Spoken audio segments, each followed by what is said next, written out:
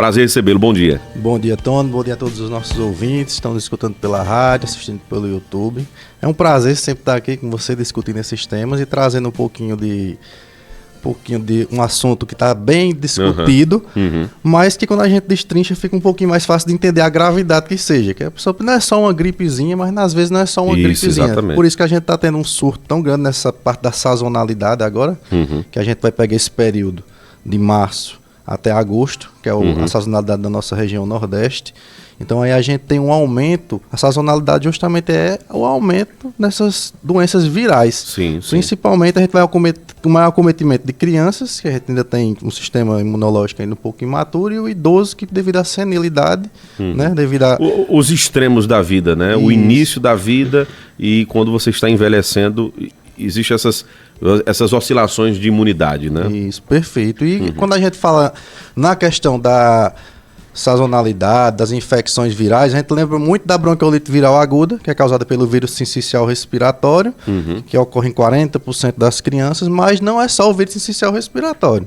A gente vai ter aí muitos casos de H1N1, de rinovírus, de influenza principalmente, que é o vírus da gripe, né? Rinovírus, o resfriado comum, e isso vai acometendo essas crianças, e as crianças que são mais acometidas e estão mais suscetíveis a esses focos de infecção são aquelas crianças de 0 a 6 meses e os prematuros, né? Os prematuros principalmente que nascem com alguma patologia de base, que a gente diz, o paciente que tem uma cardiopatia congênita, paciente que tem uma displasia broncopulmonar, então aquele paciente que nasce com menos de 28 semanas, tem uma prematuridade do pulmão, teve que fazer aquela dose de corticoide. Como vocês médicos chamam, né? O pulmão não nasceu madurinho, o pulmão não amadureceu, né? O pessoal chama assim, né? O pulmão não está madurinho ainda, então aquela criança ela vai ter uma suscetibilidade maior a ter um foco infeccioso mais grave, né? E aí no que a gente for destrinchando, a gente vai falar também um pouquinho sobre a palavizumab, que é aquele anticorpo que foi um anticorpo monoclonal, agora está sendo utilizado na forma de imunização passiva, quem tem indicação de fazer, quem pode, quem não pode, para que serve, o que é que os estudos mostram. Então isso é importante a gente saber, para a gente saber a importância disso também, e às vezes a gente acaba negligenciando um pouquinho, porque ficou uma mística. Eu observei que o porquê é que teve uma redução no processo de vacinação. Porque durante o Covid, teve um processo de vacinação desenfreado, sem estudos comprovando a eficácia da vacina. Depois mostrou que a vacina trazia mais malefício que benefício. Aí ficou o pessoal com medo de tomar vacina por conta dessa questão da Covid, por conta daquela pandemia. No entanto, são coisas totalmente diferentes, tem estudos embasando, então ninguém vai estar aplicando uma coisa no seu filho que não tem embasamento científico para aquilo. Acabou prejudicando as vacinas que já existiam, Isso. Né? A gente vê que caiu muito o índice de vacinação. E aí, quando se cai o índice de vacinação, a gente diminui a profilaxia, de certa forma, e aí aumenta-se o número de casos e as UTIs lotam, né? Hoje, então, os maiores casos é a bronquiolite, né? Asma também tem chegado nos hospitais, crianças acometidas com isso. Isso, a gente tem que entender a diferença entre bronquiolite e asma.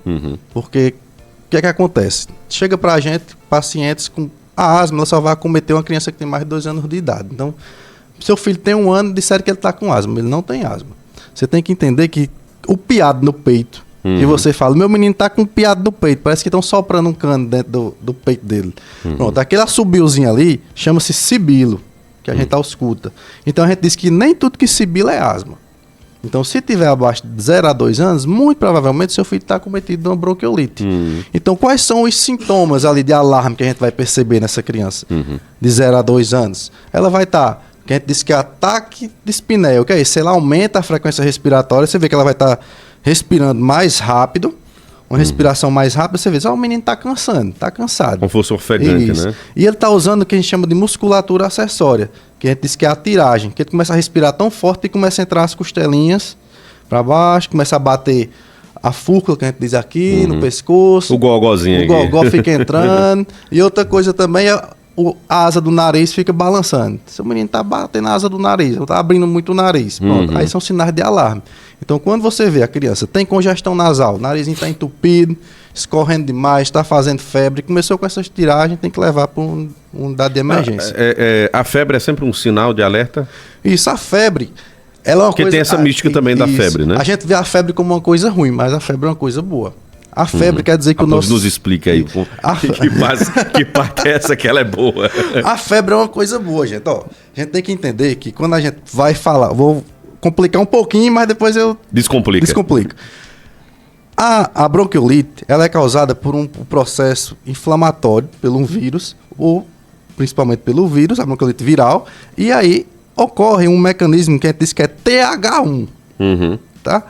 Na verdade, o que é esse mecanismo TH1? A gente produz as nossas células, os nossos linfócitos, que é quem vão estimular a liberação das citocinas para proteger o nosso corpo. Libera uma coisa que chama interferon gama. E aí esse interferon gama, ele vai liberando esses linfócitos começa aquela guerra contra aquele vírus. As nossas células de defesa estão destruindo o vírus e o vírus está destruindo nossas células de defesa. E essa guerra vai gerando quebra celular. Entendi. Essas células vão morrendo. E no que essas células vão morrendo, vai liberando energia e se gera a febre. Então, a febre quer dizer que o seu sistema imunológico está funcionando e está combatendo aquele vírus. Então, se o menino está com febre, não é coisa ruim, não. Ele está tentando lutar contra aquele vírus ali. Exatamente. Então, tá explicado agora, gente. A febre é uma resposta imunológica, né? Do nosso sistema imunológico. Uma coisa bem... a gente tem acompanhado muito, e eu não sei se tem alguma relação, até aproveitando sua vinda aqui para explicar. A gente teve um período agora recente, por exemplo, o OSPAN, que a gente sempre acompanha a questão dos atendimentos, né? A gente tem uma equipe que sempre vai lá todos os dias, e agora também começamos a receber do Hospital Eduardo Campos, né? E a gente tem percebido a questão da circulação do vírus mão, pé e boca, né? Ele tem alguma correlação também com esses aumentos, né? Difere um pouquinho da bronquiolite e também da asma, só para a gente poder tentar trazer alguma informação nesse sentido, né? Isso difere. O vírus do mão, pé, boca é outro tipo de vírus. É um vírus que ele vai ser pegado principalmente através do contato. Sim. A criança taca a mãozinha na boca, pega no brinquedo, o outro vem, pega, bota na boca, e aí vai transmitindo aquelas lesões. Ela é uma doença autolimitada, tá? E ela é causada por um vírus chamado Coxsackie. Então é outro tipo de vírus que causa, mas o que é importante a gente dizer aqui, a gente tá falando de vírus. Até agora a gente não falou nada de bactéria. Isso. Então, não vai estar crucificando o médico, porque ele não vai estar passando antibiótico pro seu menino, não. Porque senão o antibiótico vai entrar, deve ficar perdido olhando pro tempo. O que diabo é que eu tô fazendo aqui? E antibiótico não é barato. Porque o antibiótico não é para vírus, o antibiótico é para bactéria, tá entendendo? Então, o colega, o médico, ele tá certo. Não adianta ele estar passando antibiótico pro seu filho se ele tem uma infecção viral. Se ele tem mão, pé, boca, não tem por que ele tá passando um antibiótico, porque não vai resolver. Me diga uma coisa, como é que profissionais, a exemplo do próprio doutor Caio, lida com pessoas que dizem, não, doutor, eu comecei, arranhou aqui a garganta, eu já tomei azitromicina, isso sim, e por conta própria, né? Como é que vocês enxergam isso? A população tem essa mania de sentiu, arranhou a garganta, sentiu algum sintoma de gripe, já toma o astro. Virou-se uma cultura, né? A automedicação, na verdade. A gente vê que tem uma facilidade muito grande nas farmácias, uma coisa que não deveria ocorrer, porque é uma receita controlada. Isso. É receita de 2 vias, mas quando tem-se, e não só a azitromicina, a amoxicilina tá igual água de pote também, não serve mais para nada. Porque tudo é uma amoxicilina e uma azitromicina. Mas a gente orienta o quê? Diz, gente, não faça isso, não façam uso do antibiótico de forma indevida, porque aí você faz uma resistência bacteriana. E no momento em que você realmente for precisar daquele antibiótico, não vai funcionar. Aí você vai ter que ficar internado. Aí você não quer ficar internado. Um antibiótico dava para resolver em casa, não vai mais servir mais. Porque você fez o uso indevido, quando não devia, e tornou suas bactérias resistentes àquele antibiótico. Tá vendo aí, gente? Cuidado, pelo amor de Deus, né? Então, nesses casos, voltando para os vírus, né?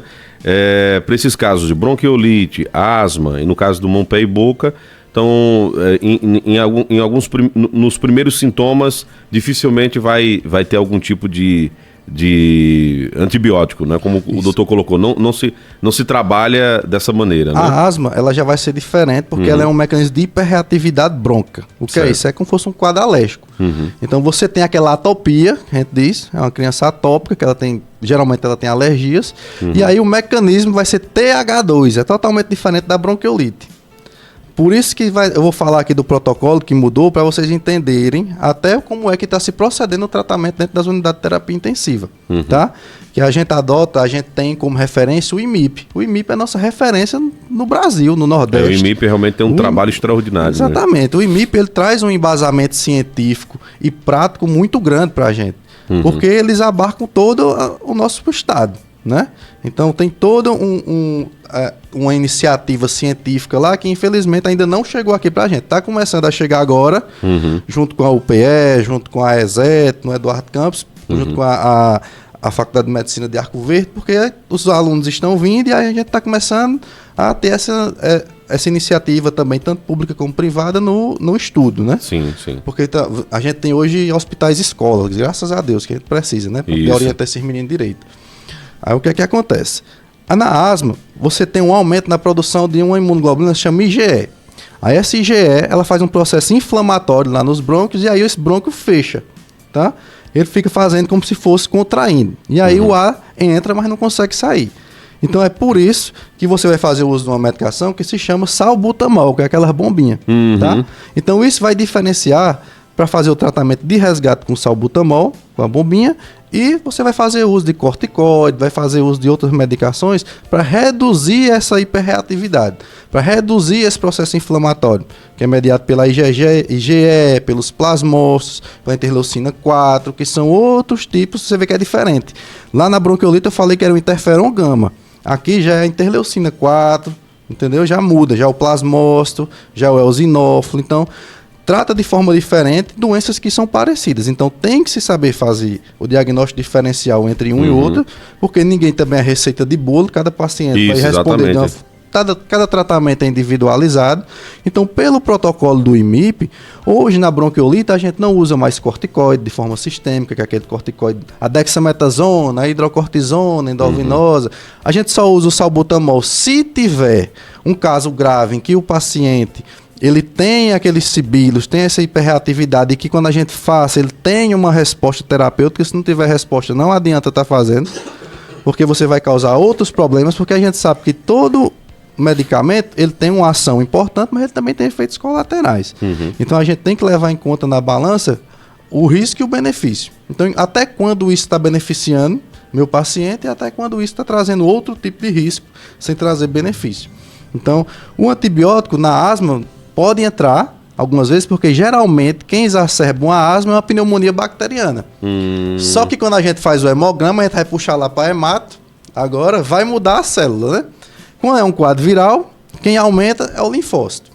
E quando é uma infecção bacteriana, quem aumenta é o segmentado, é o neutrófilo.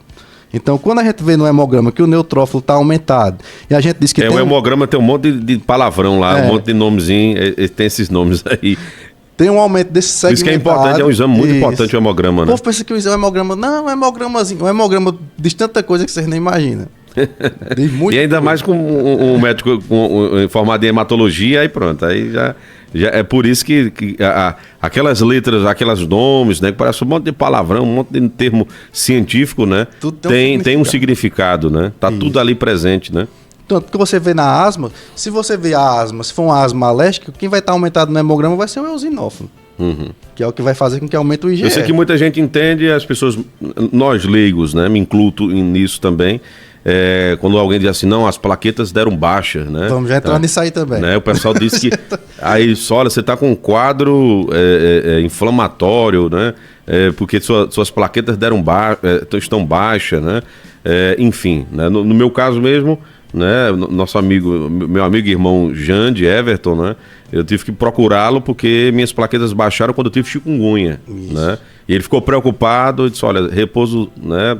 Tem que repousar, a gente vai ter que tomar alguma medida aqui, porque senão o negócio, né, depois o bicho pega, se baixar demais, né? É verdade. Então, é bem interessante isso, né? Um hemograma, não subestime, né? Não é só pedir um hemograma lá, mas ele diz tanta coisa, né? Muita coisa o hemograma. Vai dizer se o mecanismo é viral, se o mecanismo é bacteriano. O hemograma vamos dizer assim, faz parte do protocolo para identificar a bronquiolite, né? É o carro-chefe ali, a gente vai fazer um raio-x, que a gente vai ter que ver essa parte da radiografia torácica, para a gente ver se esse paciente tem infiltrado pulmonar, tem derrame pleural, que é aquele líquido dentro do pulmão que pode ocorrer. É a famosa água no pulmão, que chama, né? Porque aí a gente vai diferenciar. Quando tem uma pneumonia, a gente diz que tem uma consolidação. O que é isso? Vai ter aquela mancha branca lá no pulmão. Só o pulmão do menino tá com uma mancha. Pronto, tá com uma consolidação, tá com uma pneumonia. Já... Ali é o que? Essa mancha branca é o quê? É o foco infeccioso, a bactéria que faz uma condensação, acumula líquido ali, processo inflamatório. E quando o raio passa pelo tórax, ele fica mais radiopaco, mais claro, na região onde tem mais água, mais processo inflamatório. E quando tem a bronquiolite viral aguda, geralmente vai ser a gente diz que é um padrão mais espaçado. É intersticial difuso, bonito o nome, né? Ixi, Maria. Você agora xingou bonito com categoria. É como se fosse um monte de pontinho branco, sabe? Como é o nome? Intersticial difuso. É um monte de pontinho branco, assim, aquela bolinha branquinha. Não tem aquela bola branca grande, mas é todo... Isso, você né? pode dizer, só o pulmão do menino tá cheio de catarro. Tá feita aquela roupa de bolinha, né? Pronto, tá cheio de catarro o pulmão do menino. Pronto. É a bronquiolite. A bronquiolite vai fazer isso. Quando o vírus ele faz esse processo de destruição lá na celular, no nível dos seus brônquios, que é lá dentro do pulmão, naquelas partes onde tem a troca gasosa mesmo. Então, troca o dióxido de carbono pelo oxigênio. E o que impede essa troca é justamente o processo de destruição celular ali que começa a acumular secreção, muco e impede a troca. E aí a criança não consegue respirar. Tá vendo aí? Olha, o papo tá bom demais, viu? Eu gosto desse nome complicado, que enrola o juiz do camarada, mas daqui a pouco ele descomplica. E o bom que é isso, né? E muita gente consegue entender, né? Olha, minha amiga comunicadora também, a Mari Ferraz, a Marina Ferraz está dizendo: bom dia, Tony, tô impressionado aqui como ele explica de forma tão simples, mesmo sendo algo tão complexo. Muito bom. Tá parabenizando aqui, né? Marina é uma grande comunicadora. Valeu, Marina, obrigado pela audiência. Já sei que ela e o Júnior Campos, né? O companheiro dela, meu amigo também de imprensa, eles gostam muito do programa Falando de Saúde. Obrigado mesmo aí pela audiência, viu? Tem outros ouvintes aqui participando, né? Vamos lá para as perguntas, né? Deixa eu trazer aqui algumas perguntas. Tem um ouvinte aqui dizendo o seguinte: bom dia, Tony. Meu neto de 3 anos apresentou essas bolinhas nas mãos, pés, coxas, nas costas, na boca ficou inflamada, não teve febre, né? Foi medicado, mas essa semana apresentou de novo. Deve continuar a mesma medicação, né? Pergunta ao médico, eu sou Jeane. A questão lá do mão, pé e boca, né? Isso, Jeane. A gente continua com as mesmas medicações sintomáticas, não precisa iniciar nenhum tipo de antibiótico. Assim, tem uma patologia que diferencia, que é o impetigo. Tá? O impetigo é quando parece aquelas, a gente diz que são aquelas lesões melissárias, como fosse uma lesãozinha amarelinha também. Parece muito com mão, pé e boca, mas tem que ter a febre, tem que ter outros sintomas associados pra gente pensar em uma infecção. É parecido com o formato de afta, não, né? Também, né? Também. E aí faz com que tenha essas lesões e quando é o mão, pé e boca, é basicamente a gente fazer só o quadro realmente sintomático. Se tiver uma febrezinha, você vai dar uma dipirona, se tiver alergia à dipirona, você dá o paracetamol. Se ele estiver sentindo uma dorzinha, você pode fazer tanto o cetoprofeno como o ibuprofeno. Você pode fazer uma gotinha por quilo para ele, tá? Tranquilo. E aí você vai só observando e mantendo essas lesões limpas para não correr o risco de fazer uma infecção bacteriana secundária. Porque como fica aquelas lesõezinhas abertas e tudo, aí... É suscetível a bactéria, infecção bacteriana no local, tá bom? Mas é só isso mesmo, viu? Olha, tem um ouvinte dizendo o seguinte, olha, profissional topado, viu? Edna, do Sítio dos Nunes, e feliz a unidade que tem esse profissional no seu quadro de funcionários. Um abraço. Tá dizendo, sou ACS e tenho travado batalhas com mães que já saem de casa para consulta da criança, dizendo que vai pedir para o profissional passar amoxicilina, né? Que é o nome correto, né? E ficam com raiva e xingando o profissional porque não receitou. Elas não entendem, né? O quanto o antibiótico, como um uso indevido, promove essa resistência no organismo, né? Então tá aqui um ACS corroborando também com as informações e na ponta vendo que tem gente que acha ruim, né? Trabalhei 3 anos com o Edna. Um abraço, Edna. Tá vendo aqui? Tá mandando um abraço aqui. Coisa boa. Tem aqui outra participação. Tá dizendo, oi, bom dia, levei meu neto no postinho, né, com febre baixa, mas com gripe, né? A doutora só passou paracetamol, né? Então, é aquela questão, né, da conduta do profissional, né? Como o doutor colocou aqui, é importante ressaltar, não existe medida, não existe receita de bolo. Né? Você não tem uma receita, não, aqui é a receita pronta, e aí você faz só Ctrl-C, Ctrl-V e mandando para todo mundo. né, que não é a mesma coisa, né? Qual é o momento que você deve desconfiar do profissional? Aquele profissional que está com um monte de receita impressa do lado, só carimbando e lhe entregando. Que você vê que fica ali pronta, que ele só chega, carimba e entrega. Porque assim, cada paciente, ninguém vai ter o mesmo sintoma do outro. Você vai ter alguma coisa diferente. Então todo paciente deve ser tratado de forma individualizada. Então, pode ter sido que seu neto, seu filho, quando foi na unidade básica, ele estava com a febre baixa, porque geralmente poderia ter sido um resfriado comum. Sim. Resfriado comum, autolimitado, vai durar aí no máximo 5, 7 dias. E qual é o principal tratamento para o resfriado comum? O principal sintoma vai ser a congestão nasal. Então, se ele estava só com a congestão nasal, é lavagem nasal e antitérmico, ou paracetamol ou dipirona. Correto o tratamento. E se tiver com algum grau de tosse, uma tosse alérgica relacionada, que pode estar... A gente tem que entender que também a doença não são caixinhas separadas, né?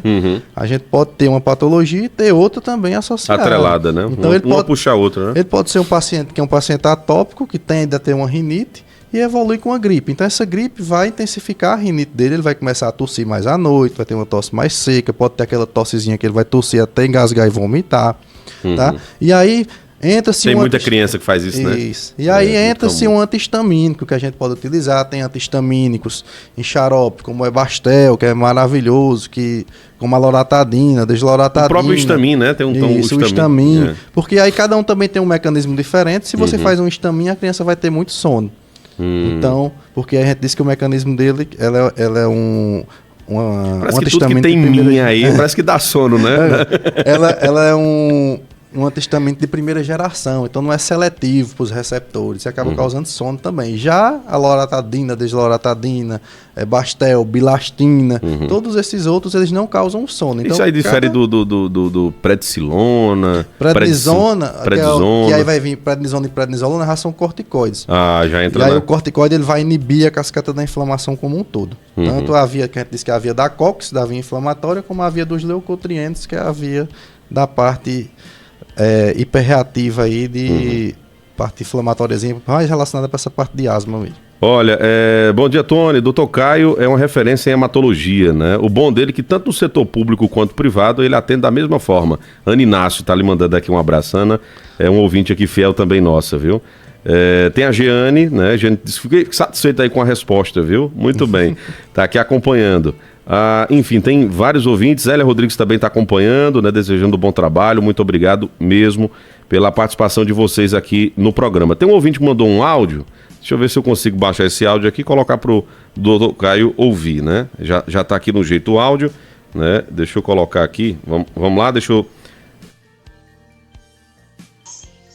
Bom dia, Tony. Pergunta aí esse doutor, como é que faz quando tá com líquido no pulmão? Tanto faz ser de criança como de gente velha. Como é que faz para tirar? Se é proibido quem tá com líquido no pulmão tomar soro? Olha aí, é bom que tem coisa com mito aí.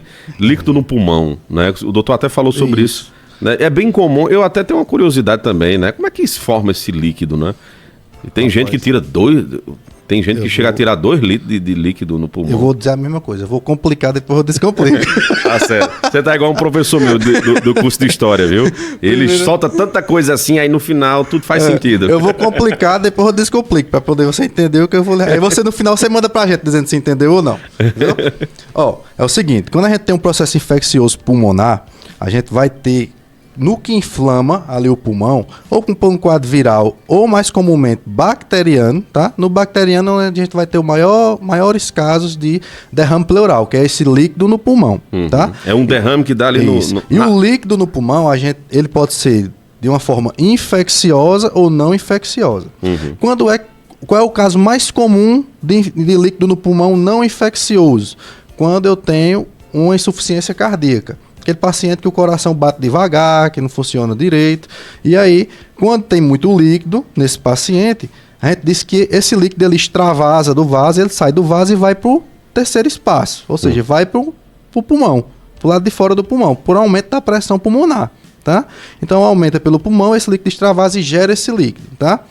Aí, quando é infeccioso, devido ao processo inflamatório, o processo infeccioso, devido ao processo de destruição celular, que a gente estava falando lá no começo, que começa aquela batalha da bactéria, do vírus com o sistema imunológico, vai se criando aquele líquido ali, que é um líquido mais purulento, que é como a gente tem uma infecção na ferida, quando fica ali, não fica o pus, no pulmão fica do mesmo jeito.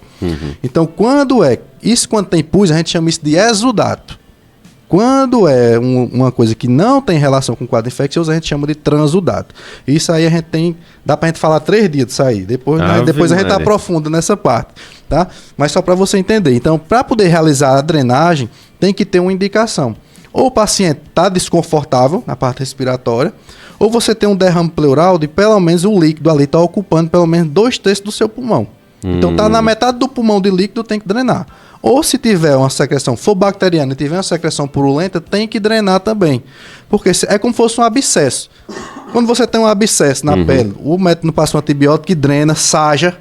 Tem que sajar, porque se não sair o pus dali, não vai sarar. No pulmão é da mesma forma. E aí sim se drena ou faz a toracocentese, que é só retirar o líquido para tirar. Nem sempre precisa a gente deixar aquele dreno no tórax. Era isso que eu ia dizer. Eu já tive, doutor Caio, na minha infância, eu tive 2 vezes pneumonia. E uma delas, minha mãe disse, se você não colaborar, né, o médico já está vendo a possibilidade de drenar, que aí era uma cisãozinha, né, entre as costelas, né? Isso. E existe ainda esse procedimento? Isso foi lá, eu não vou nem dizer a data, senão dizer que eu estou ficando velho aqui. Mas eu passei por 2 pneumonias sérias, que tive que ficar internado enquanto criança, né? Me recordo muito bem. Enfim, e tinha essa questão do dreno. Então, por exemplo, no meu caso era uma pneumonia. A pneumonia também faz essa questão do líquido no pulmão. Isso, né? Faz essa questão do líquido no pulmão devido a esse processo de destruição celular. E aí a gente precisa realizar ou a toracocentese, que é a retirada desse líquido com a seringa, quando o líquido é um volume menor, ou quando a gente tem um volume muito grande, que tem uma produção muito grande, que ali é isso que o pulmão está todo velado. Ou seja, o pulmão está cheio, a gente passa o dreno e deixa drenando para sair aquela secreção. E o antibiótico vai agindo e vai fazendo. Essa parte do soro vai se encaixar mais nessa outra parte das causas não infecciosas. Se você é um paciente que tem uma insuficiência cardíaca, e você já tem uma hipertensão arterial, já está fazendo uma hipertensão pulmonar, se eu coloco mais volume em você, boto para você tomar mais soro, então eu vou aumentar o seu derrame pleural, porque eu tenho que tirar líquido de você e não botar mais. Entendi. Então por isso que os casos são individualizados. A gente tem que investigar se esse seu derrame pleural, se esse líquido no seu pulmão, ele é por uma causa cardiológica, é por uma causa neoplásica, é por um caso infeccioso. Entendeu? Então, a partir daí, já teve pacientes que tem que tirar 4, 5 litros de... Meu Deus do céu. Mas era o que? Era um mesotelioma, que é isso? É um tumor na pleura, um tumor no pulmão. Então, o tumor que estimulava aquela produção. Então, realmente produzia muito em excesso. Para as pessoas que não sabem, o doutor estava falando em pleura. Pleura é aquela capazinha que reveste o pulmão, né? É como se fosse uma defesa do pulmão também, né? Eu não faltei na aula de biologia, não. O homem tá desenrolado demais. Coisa boa. Eita, rapaz, é a pleura, né? Parece muito também com aquela capinha que tem no fígado. Quem come gosta de comer fígado, né? Você não tira aquela capazinha, pronto, ali é a defesa do órgão ali, né? Então tem do mesmo jeito, viu? O peritônio. Olha, tem aqui, bom dia, eu fiz um eletro, aí o meu médico falou que meu coração bate mais fraco do lado esquerdo, né? Segundo o médico, ele era uma arritmia. Aí eu gostaria de saber que tipo de arritmia. O doutor Caio não é cardiologista, né? Mas é um médico em geral, né? Mas a recomendação uma coisa que o doutor Caio estava dizendo aqui, a gente estava até contando piada aqui no intervalo, mas uma coisa que ele falou é certa. Acho que todas as dúvidas que um paciente tiver, anote, né? Isso, faça uma anotação e chegue com essa anotação das perguntas no consultório médico. Isso. Não é constrangimento nenhum, não tem problema, né? Eu oriento isso, inclusive, no meu consultório. Meu paciente gostei demais dessa sua ideia, viu? Eu sempre peço a eles, pessoal, quando vocês vierem para a consulta, vocês anotem tudo que vocês têm de dúvida, porque quando vocês chegam no consultório, às vezes fica nervoso, dá um branco, fica ansioso, né, para ver o resultado do exame e acaba esquecendo, naquela ansiedade de saber se melhorou, se não melhorou, como é que tá. E você com um checklistzinho ali, você só sai quando você completa seu checklist. E a gente tá ali pra isso, é pra tirar suas dúvidas, que você vai pro Google e ele acaba de lhe matar, viu? Não vá pro Google, não. Eu digo direto, você tá com dúvida. Esse doutor aí tem um diploma bem complicado, né, o doutor Google? Eu digo que você tá com dúvida, me manda um WhatsApp. Se eu não responder de imediato, é porque eu tô trabalhando, tô atendendo, mas eu vou lhe responder. Agora não vá pro Google, não, pelo amor de Deus. O Google... O Google... O tal do Dr. Google é complicado. E o pior é que muitas vezes o Dr. Google, as informações do Dr. Google, é usada pelas pessoas, não estou dizendo aqui que é geral, gente, mas existe algumas pessoas que pegam, não, doutor, mas o que o senhor está dizendo aí não é igual eu li, não, né? Mas lá é uma explicação genérica, né? Isso. Não é um aprofundamento. É bem interessante, a gente conversando aqui em off, vocês não têm ideia de como a conversa que o médico tem com você, aquele bate-papo, né? Desde do bom dia ou boa tarde no consultório, até perguntas mais bobas que você possa imaginar para descontrair. Tudo aquilo ali o médico se eu tiver errado, tá dizendo o que você tá passando, né? O que você tem. Então, assim, é a anamnese que chama, né? Essa conversa que o médico tem com o paciente. Descobre um bocado de coisa. Né? Se eu tiver errado... Eu vou abrir um parênteses para uma crítica que você vai concordar comigo. Uhum. Na medicina, a gente diz que a clínica é soberana. Uhum. Então, a gente trata o paciente por sinais e sintomas. Conversando com o paciente, olhando o olho no olho. O problema da medicina hoje é que querem tratar exame. Ninguém trata exame, você trata o paciente. Então, a partir do momento. E essa é a grande reclamação da população. Se eu entrei no consultório, o doutor nem olhou para mim. Ninguém trata exame, você trata o paciente. Tem o quê? É cabeça baixa. E como o doutor colocou, gostei demais dessa orientação. Desconfie quando tiver já a receita pronta, ele só batendo o carimbo, né? Então não é assim que se faz, né? E ainda mais com um paciente, né? Um camarada que está ali, tá vulnerável muitas vezes, né? Então é importante.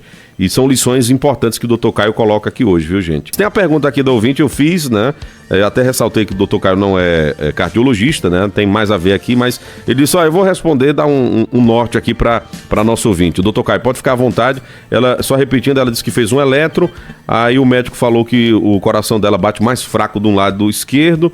Segundo o médico, era arritmia, né? Eu gostaria de saber qual tipo de arritmia ela está querendo aqui saber, né? Qual a orientação? Quando a gente faz esse eletrocardiograma, a gente observa, tem algumas coisas que a gente observa, tá? E aí, muito provavelmente, para ter dito do lado esquerdo, é uma coisinha que a gente chama de QRS que deu alargado, deu aumentado, tá? Então, quando o QRS está aumentado, a gente diz que tem uma insuficiência cardíaca do lado esquerdo, no ventrículo esquerdo. Mas qual é o ideal para a gente saber qual é a sua arritmia? Se o coração está batendo mais fraco, um pouquinho mais devagar, muito provavelmente você tem um bloqueio de ramo. Mas a gente tem que saber se esse bloqueio de ramo é esquerdo ou é direito. Então, lhe aconselho a procurar o nosso colega aí, amigo Dr. Jair Fábio, e aí para fazer um holter, que o holter vai botar uma maquininha para ver, vai ficar ali vendo seu ritmo cardíaco para ver qual é essa alteração e aí tratar direcionado. E importante você fazer também, já que teve essa alteração no eletrocardiograma, é realizar um eco, que ele faz também. E aí você já faz tudo com ele e ele já deixa você nos trinca aí, brilhando. Exatamente, é importante buscar ajuda, né? A nossa ouvinte aqui, Jane, disse, eu sempre faço minha listinha de perguntas, né? E ainda pergunto na Rádio Cultura. Muito bem, quando os profissionais vêm até aqui, né? O nosso programa. Tem um ouvinte aqui que tô tentando aqui baixar o áudio, né? Eu acho que agora vai, deixa eu trazer aqui o áudio aqui da ouvinte, vamos trazer agora. Olá, bom dia, Tônio.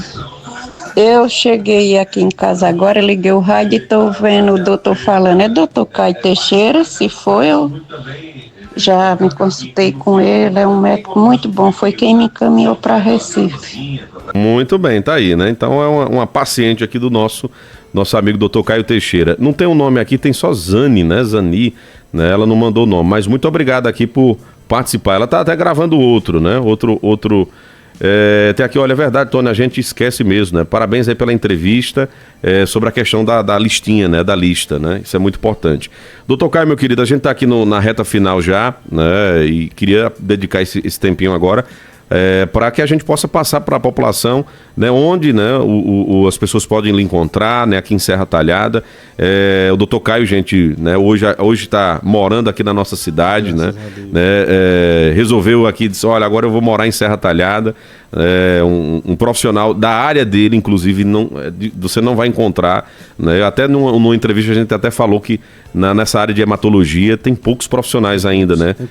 Então é muito importante a gente ter, né, e tratar muito bem o doutor Caio Teixeira, viu, gente? Para ele continuar aqui em Serra Talhada, para ajudar mais as pessoas, que é muito importante. A área dele, né, de hematologia é extraordinária, né? Tem muita gente com problemas relacionados ao sangue e muitas vezes não tem, né, essa base de orientação aqui na nossa região, né? E a gente tem aqui o doutor Caio Teixeira para isso. Então, meu amigo, como é que faz então para para lhe encontrar, como é que está a sua vida profissional, né, nesses últimos meses, e como faz então para a população lhe encontrar? Atualmente eu estou atendendo ali no ambulatório especializado do Hospital São Vicente, estou atendendo nas sextas, pela manhã, começo de 8 horas da manhã e vou até a hora que tiver gente comigo lá. E é aquela questão, eu vou abrir outro dia, aí estou me organizando para abrir outro dia, porque a correria ainda está muito grande nos hospitais, justamente por isso. Porque isso, eu tenho um trabalho lá em Afogados, né, também, isso, né? Porque lá em Afogados eu faço essa parte da terapia intensiva pediátrica, neonatal, sou evolucionista da UTI pediátrica, e também nessa época do ano requer uma atenção ainda maior devido à gravidade dos casos. Mas em breve vai ter mais de um dia do que a sexta. Aí a gente vai já anunciar aqui por aqui. E assim, uma coisa importante, alguns pacientes da gente aqui, a gente fecha o diagnóstico, a gente diz que tem uns colegas da gente que dizem, rapaz, tanta leucemia é essa, tanto mieloma, é porque era subdiagnosticado. Por não ter um profissional da área na região, a gente sabe que o fluxo do estado pro hemop é muito alto. Então esses pacientes, eles acabavam esperando aí 3, 6 meses por uma consulta e às vezes não conseguiam chegar nem até a consulta para ter o diagnóstico. Acabavam vindo a óbito antes de iniciar um tratamento devido à gravidade do quadro. Então hoje, no que se facilita esse acesso ao diagnóstico, a gente consegue direcionar de forma mais rápida para o tratamento, que ainda se concentra na região da capital, em Recife, tá? No Hospital do Câncer, ali no HU, mas tem uma perspectiva boa e uma esperança boa que com o Eduardo Campos aqui agora, com os investimentos que está vindo do Estado, tem muita coisa já acontecendo. Que boa, logo a gente começa a ter também esse acompanhamento oncohematológico aqui no Sertão, para facilitar o acesso. Seria um sonho, né? Ter também um atendimento oncológico, aos pacientes aqui do interior e diminuir esse sofrimento desses TFD. Né? É bem complicado mesmo. Meu amigo, muito obrigado por ter vindo, né, aqui no nosso programa, né? Realmente um bate-papo é muito bom, muita gente aqui fazendo perguntas, né? A maioria aqui a gente tentou fazer, né? Tem aqui Enesilda Gomes, do Corredor do Vento, adoro ouvir vocês, muito obrigado, né? Enfim, tem muitas pessoas aqui que o áudio não vai dar tempo, né, para trazer, né? Que a gente já está aqui no finalzinho do programa, mas qual seria uma dica final, doutor Caio, para justamente esse período, né, dessa sazonalidade, né, com essa circulação de vírus, muita bronquiolite, né, pessoas tendo aí mão, pé e boca. Quais são as orientações, né, como realmente, a partir de que momento as pessoas devem se preocupar realmente de fato e em busca de um atendimento hospitalar, né, para a gente fechar? A gente deve ficar, atento àquela questão da respiração da criança. A criança está respirando muito rápido, você viu que está com aquele batimentozinho no nariz, está puxando demais o ar pela barriga, está muito congesto, fez febre, tem que procurar uma unidade de emergência para ser avaliado ou o seu pediatra, tá? Porque aí ele vai avaliar se dá para fazer o tratamento ambulatorial em casa ou se precisa do internamento hospitalar. E outra questão, evitar locais aglomerados. A gente sabe que está na época de São João, a gente sabe que tem as festas de padroeiro, tem tudo, mas assim, com criança, evita estar nesse parte. Por exemplo, hoje está um dia muito frio, então à noite tá aquela neblina, uma coisa, evita estar saindo com a criança, evita estar no meio de aglomerados, porque eles estão mais suscetíveis a ter esse processo infeccioso, principalmente aquelas crianças que estão de 0 a 6 meses, tá? As crianças maiorzinhas, depois de 2 anos, pode deixar correr e virar o mundo aí, porque eles já estão testados, já estão passados na casca do ai, né? Já estão bolando na terra, já tem imunidade já. Agora, os menorzinhos, a gente tem que ter um cuidado maior. É bom esse menino que mexe com terra, tal. O pessoal diz, não, o menino tem que brincar mesmo, que ganha imunidade. O meu joga ele na terra todo jeito. Digo, meu filho, pegar imunidade. Se o médico tá dizendo, gente, ó, então vamos seguir. Não tem isso não. O mito, negócio de água gelada, rapaz. Sim, rapaz, como é essa história? Eu tô gripado, tem nada a ver, beber só água gelada.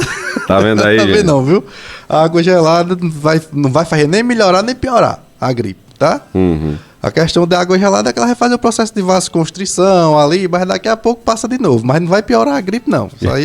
Isso aí é mito, tá? Muito bem, gente. Obrigado aí pela audiência. Obrigado, doutor Caio, mais uma vez. Um abraço, né? Aproveitar e mandar um abraço aí pra toda a família do doutor Caio Teixeira, que tá na escuta com você. Estão assistindo. Muito bem, tá acompanhando aí. Minha esposa, minha mãe tá hoje aí também. Tá, veio pro São João do Menino ontem. Muito bem. Era mesmo, tava lá, né? No Chico Mendes ontem. né? O doutor Caio trazendo os cearenses pra cá também, né? Os cabeção. Eita, pai. Um forte abraço, meu querido. Bom final de semana, né? E curta bastante aí com a família.